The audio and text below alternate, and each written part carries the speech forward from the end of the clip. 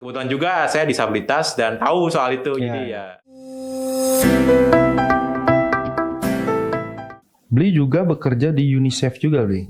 Ya, jadi fast forward mungkin ya dari nggak dapat kerjaan itu, jadi nyoba-nyoba kayak di rumah sempat buat artikel terkait disabilitas, dan sempat kerja di Jakarta Timur juga, kerja di riset terkait disabilitas.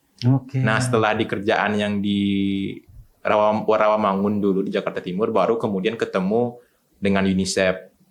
Karena waktu itu dari pihak UNICEF lagi buka vacancy, jadi posisi disabilitas.